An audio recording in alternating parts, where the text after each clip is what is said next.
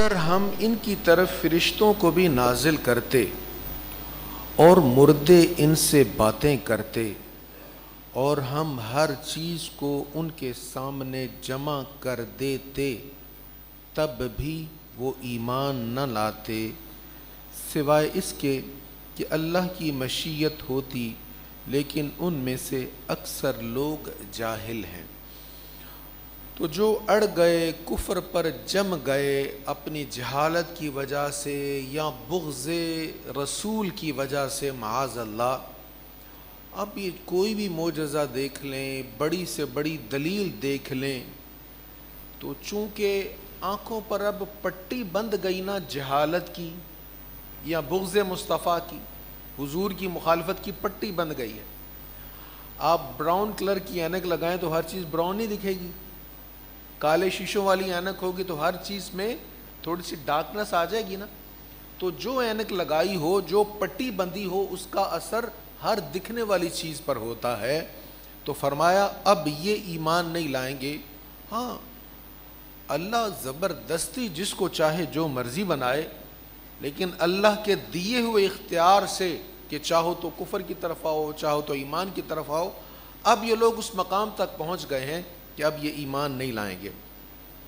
تو اس پر بات ہو چکی ہے پہلے کہ یہ کن لوگوں کے بارے میں ہے، وہ لوگ جن کے دل میں بغض مصطفیٰ تھا، جنہوں نے رسول کریم علیہ السلام کی ہر حال میں مخالفت کرنے کی ٹھانی ہوئی تھی کہ ہم نے مخالفت ہی کرنی، جو مرضی ہو جائے، یا وہ لوگ جو جاہل تھے اور جاہلانہ نظریات پر وہ جمے ہوئے تھے۔ اس سے آگے ارشاد ہے، اور اسی طرح ہم نے ہر نبی کے لیے شیطان انسانوں اور جنوں کو دشمن بنا دیا۔ یہ سورہ انعام کی آیت نمبر 112 اور بڑی اہم بات ہے کہ دیکھیں، انبیاء کرام کام وہ کرتے ہیں جو اللہ نے دیا ہوتا ہے انہیں، جو اللہ نے ڈیوٹی لگائی ہے وہی کام کر رہے ہیں نا۔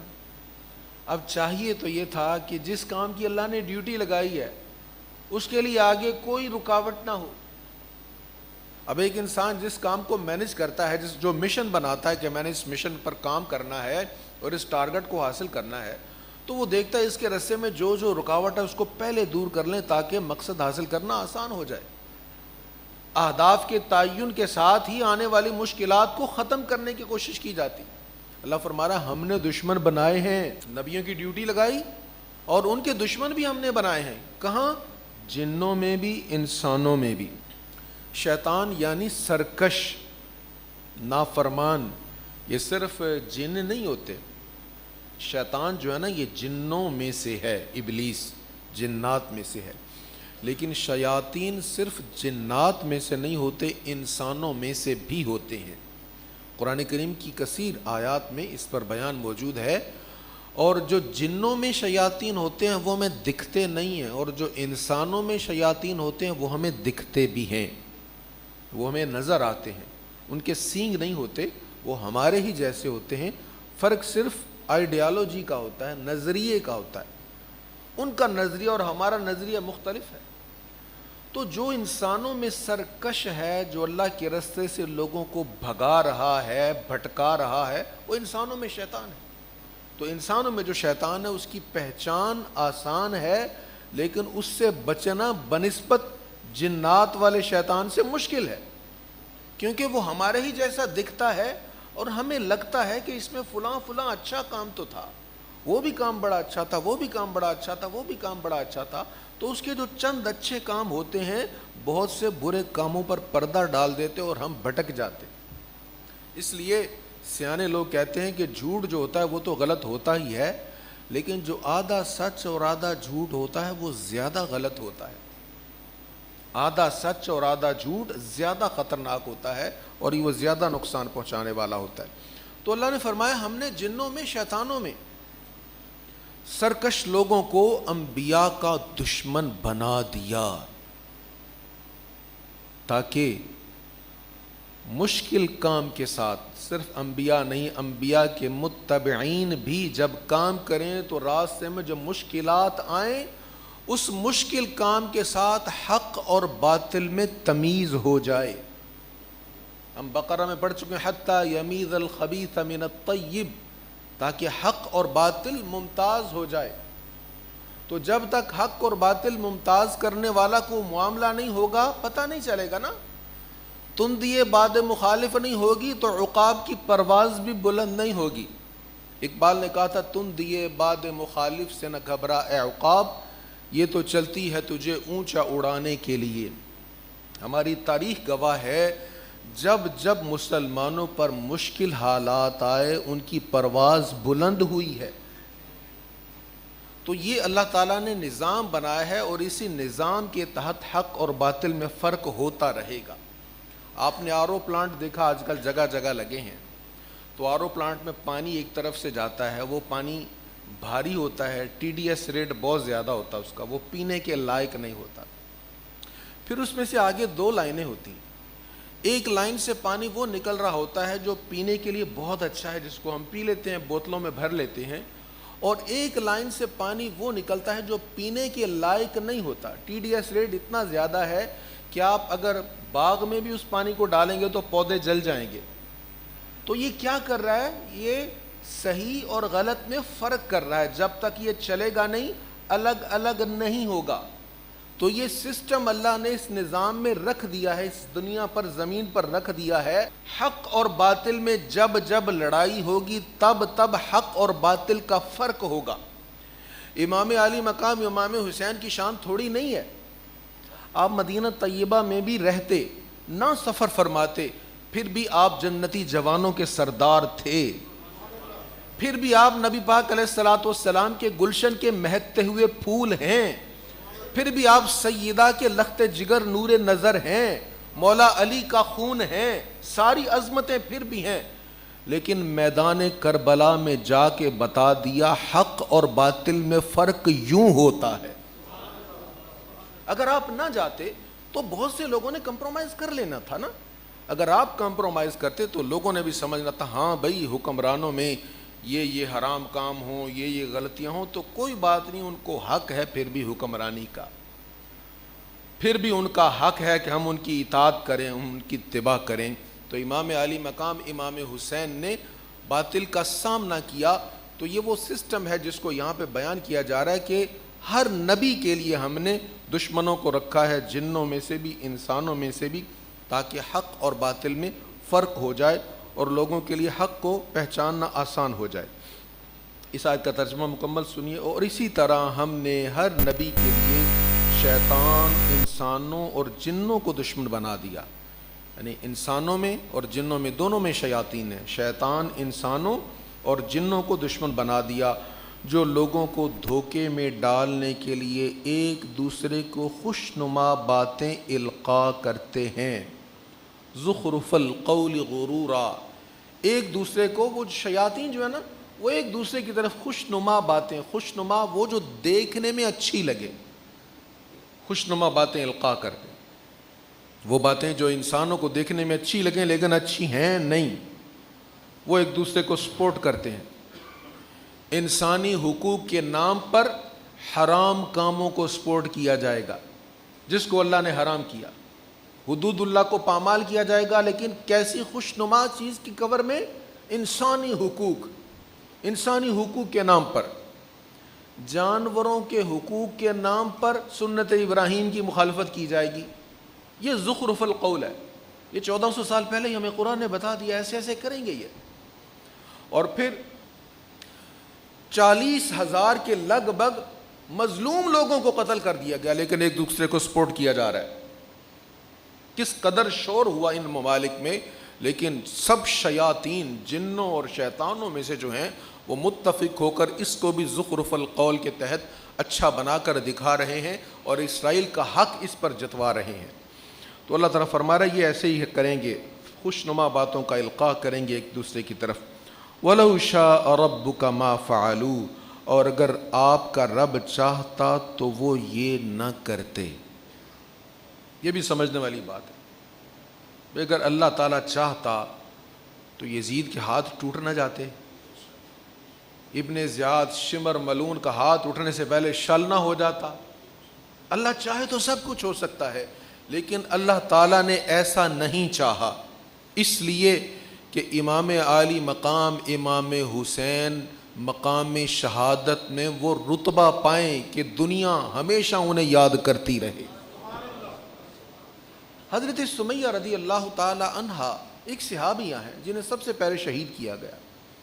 یہ کربلا کی داستان یہاں سے تو نہیں شروع ہوئی نا، یہ تو جیسے ہی نبی پاک علیہ الصلوۃ والسلام نے اظہار نبوت فرمایا، یہ کربلا تو شروع ہو چکا تھا، ظلم تو شروع ہو چکا تھا۔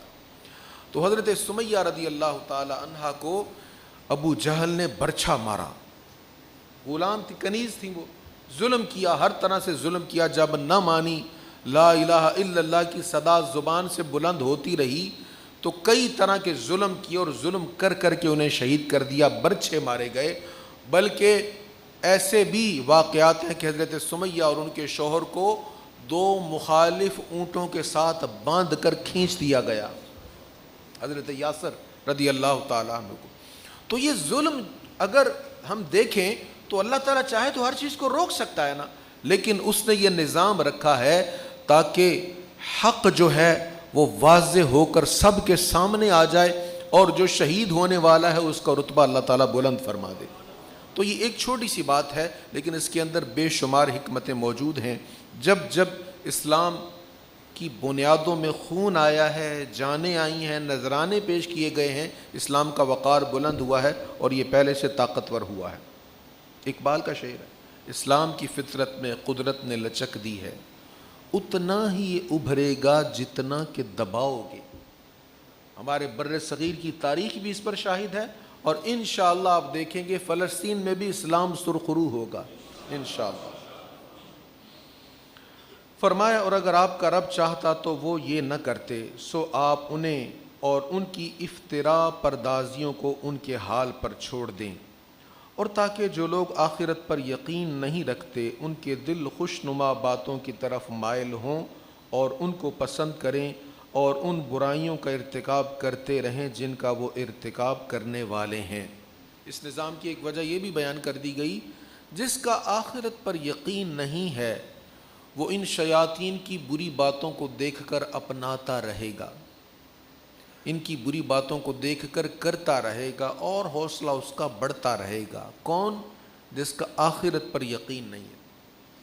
آخرت پر یقین ہونا ایک ایسا بنیادی عمل ہے جس سے دنیا سنور جاتی ہے، زندگی درست ہوتی ہے۔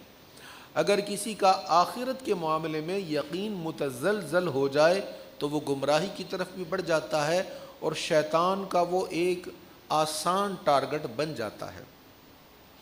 اس سے آگے ارشاد ہے، تو کیا میں اللہ کے سوا کوئی اور انصاف کرنے والا تلاش کروں، حالانکہ یہ وہی ہے جس نے تمہاری طرف مفصل کتاب نازل کر دی ہے، اور جن لوگوں کو ہم نے کتاب دی ہے وہ جانتے ہیں کہ یہ قرآن ان کے رب کی طرف سے حق کے ساتھ نازل ہوا ہے، سو اے مخاطب تم ہرگز شک کرنے والوں میں سے نہ ہو جانا۔ یعنی جب اللہ تعالیٰ کی کتاب نازل ہو گئی، اس کے واضح احکام نازل ہو گئے، تو پھر اللہ تعالیٰ ہی کا حکم مانا جائے گا، اسی پر عمل ہوگا۔ اللہ تعالیٰ کے حکم کے ہوتے ہوئے ہم کسی اور کی اتباع نہیں کریں گے، کسی اور کو اپنا حاکم یعنی ہمیں بتائے کہ زندگی کیسے گزارنی ہے، ہمارے متعلق فیصلہ کرنے والا ہو، ہمارے لیے وہ ایکسیپٹیبل نہیں ہے، قابل قبول نہیں ہے۔ اللہ کا حکم موجود ہے، اسی پر ہم عمل کریں گے۔ اس سے آگے ارشاد ہے، وَتَمَّتْ كَلِمَةُ رَبِّكَ صِدْقًا وَعَدْلًا، اور آپ کے رب کی بات سچائی اور عدل کے اعتبار سے پوری ہوگی۔ اللہ کا کلام جو ہے وہ مکمل ہوگا، اس کی سچائی دنیا میں ثابت ہوگی اور اس کا عدل دنیا میں ثابت ہوگا۔ بے شمار ایسے لوگ ہیں جو اسلام کے مخالف تھے، لیکن جب کتاب لکھنے کا ٹائم آیا نا، ظاہر ہے منہ سے آپ جو مرضی کہتے ہیں، لیکن جب لکھنا ہوتا ہے تو پھر ہر چیز کا ریفرنس مانگا جاتا ہے، ہر سطر کے بارے میں پوچھا جاتا ہے یہ لفظ لکھا کہاں سے لکھا۔ تو کتاب لکھنا قدرے مشکل ہوتا ہے، تو کتاب لکھنے کے بارے ہی تو ریسرچ کرنے بیٹھے، قرآن کو کھولا، کس لیے کہ اس میں سے عیب تلاش کیے جائیں، کس لیے کہ نبی کریم علیہ السلام پر تنقید کی جائے۔ لیکن جب قرآن کھولا، قرآن کو سمجھا، وہ جو مخالفت کے لیے آیا تھا، قرآن کے خلاف کتاب لکھنے آیا تھا، اللہ کے قرآن کی برکت سے ایمان والا ہو گیا۔ یہ طویل مضمون ہے، طویل فہرست ہے، کبھی اس پر بات ہو جائے گی الگ نشست میں۔ تو اللہ تعالیٰ فرما رہا ہے اور آپ کے رب کی بات سچائی اور عدل کے اعتبار سے پوری ہوگی، یہ نافذ ہو کے رہے گی، یہ لوگ مان کے رہیں گے اس کو۔ قرآن چیلنج کرتا رہے گا، اس جیسی کتاب لاؤ تو صحیح، اس جیسی صورت لاؤ تو صحیح، اس جیسی آیت لاؤ تو صحیح، اس کا چیلنج ہوتا رہے گا اور کفر اس کے سامنے سرنگوں رہے گا۔ پھر فرمایا لا مبدل لکلماتی، اس کے احکام کو کوئی بدلنے والا نہیں ہے، اس کے لفظ کو کوئی بدلنے والا نہیں ہے، اس کے حرف کو کوئی بدلنے والا نہیں ہے، اس کی زبر کو کوئی بدلنے والا نہیں ہے، اس کا ایک نقطہ کوئی بدل نہیں سکتا۔ لا مبدل لکلماتی وہو السمیع العلیم، اور بہت سننے والا، اور وہ بہت سننے والا، خوب جاننے والا ہے۔ اس سے آگے آیت ہے تو تفصیل طلب، لیکن میں عرض کر دیتا ہوں اختصار کے ساتھ، اور ارشاد ہے اور اے مخاطب، توجہ سے سنیے گا، اور اے مخاطب اگر تو زمین کے اکثر لوگوں کی اطاعت کرے تو وہ تجھے اللہ کی راہ سے گمراہ کر دیں گے۔ وہ محض گمان کی پیروی کرتے ہیں اور صرف قیاس آرائیاں کرتے ہیں۔ آج ہمارا مائنڈ یہ سنے تو صحیح، سنو سب کی۔ بھئی کس نے کہا سب کی سنو؟ نبی پاک علیہ السلام کے سامنے فاروق اعظم کے ہاتھ میں انجیل کے کچھ اوراق تھے، تو سرکار علیہ السلام کے چہرے پر جلال آ گیا۔ انجیل کے اوراق پڑھ رہے ہیں کہ حضرت عیسیٰ علیہ السلام پر اترنے والی کتاب ہے، اس میں جو ہے اس کے متعلق کچھ لکھا ہوا پڑھ رہے ہیں حضور کے سامنے۔ حضور کے چہرے پر جلال آ گیا، فرمایا کہ پہلی شریعتیں منسوخ ہو گئیں، اس ذات کی قسم جس کے قبضہ و قدرت میں میری جان ہے، آج اگر عیسیٰ ابن مریم اس زمین پر آئیں گے تو اتباع میری ہی کریں گے۔ حضور خوش نہیں ہوئے، ہم کہتے ہیں بھئی سب کی سنو، دیکھو تو صحیح کیا لکھا ہے۔ میں ایک مارکیٹ میں بیٹھا ہوا تھا، کوئی افتتاح تھا، وہاں ایک صاحب بڑے فخر سے مجھے کہنے لگے میں نے یہ کتاب بھی پڑھی، یہ بھی پڑھی، یہ بھی پڑھی، قادیانیوں کا بھی میں نے لٹریچر پڑھا ہے، میں نے فلاں بھی پڑھا، فلاں بھی پڑھا۔ میں نے کہا آپ نے قرآن مجید پڑھا ہے؟ وہ بھی پڑھوں گا۔ تو بھئی جو پڑھنا تھا وہ تو پڑھا نہیں، اور جو نہیں پڑھنا تھا وہ پڑھ لیا۔ ہاں آپ قرآن پڑھیں، قرآن کو سمجھیں، جب سمجھ آ جائے پھر تقابل ادیان کے لیے جس کو چاہے پڑھیں۔ جو ہمارے لیے کتاب تھی، جس کا لا مبدل لکلماتی جس کی شان ہے، جس میں ایک حرف کی تبدیلی نہیں ہے، اور جو معجزانہ کلام ہے، اس کو ہم پڑھتے نہیں ہیں، اور پھر سوشل میڈیا پر بیٹھ جاتے ہیں، ہم کہتے ہیں سب کی سنو۔ اب کیسے دھوکہ دیا جاتا ہے، صرف ایک مثال سے میں آپ کو ایک مسئلہ سمجھاتا ہوں کہ سوشل میڈیا پر کیسے لوگ دھوکہ دیتے ہیں۔ اب ایک شخص سوشل میڈیا پر فجر کی سنتوں کی مخالفت کر رہا ہے، کیسے؟ اس کے الفاظ کیا ہیں؟ وہ کہہ رہا ہے کہ قرآن و حدیث میں اس کی بات کا خلاصہ عرض کر رہا ہوں، قرآن و حدیث میں کہیں بھی نہیں لکھا کہ فجر کی سنتیں فرض ہیں، کہیں بھی نہیں لکھا فجر کی سنتیں فرض ہیں، یہ فرض نہیں ہے۔ تو بھئی ہم نے کب کہا فرض ہے؟ کون کہتا ہے فجر کی سنتیں فرض ہیں؟ لیکن وہ جو کہہ رہا ہے وہ آپ کو فجر کی سنتیں پڑھنے کے ذوق سے دور کر رہا ہے۔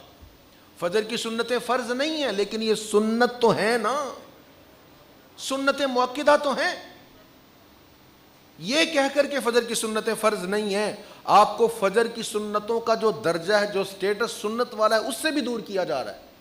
ہاں ہم سچ مانتے اگر اس نے یہ کہا ہوتا کہ فجر کی سنتیں فرض نہیں، یہ سنتیں مؤکدہ ہیں، تو ہم کہتے تم نے ٹھیک کہا۔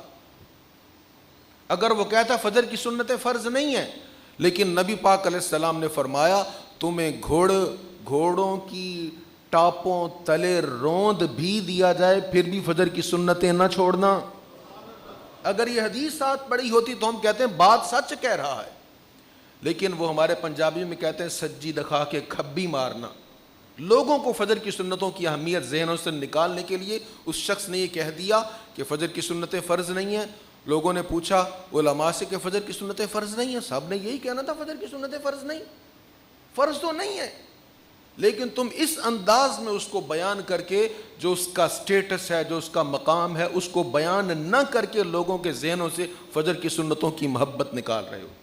اسی طرح کی بہت ساری مثالیں ہیں جس کے ذریعہ سے لوگوں کو دین دار بنانے کی بجائے دین سے دور کر دیا جاتا ہے۔ اس لیے اللہ تعالیٰ فرمایا کہ جب تم ہر کسی کی بات سنو گے نا، وَإِن تُطِعْ أَكْثَرَ مَنْ فِي الْأَرْضِ، اگر تو زمین کے اکثر لوگوں کی بات سنتا رہے گا، يُضِلُّوكَ عَنْ سَبِيلِ اللَّهِ، وہ تجھے اللہ کے رستے سے بھٹکا دیں گے۔ اللہ ہمیں راہ ہدایت نصیب فرمائے۔ وآخر دعوانا الحمد للہ رب العالمین۔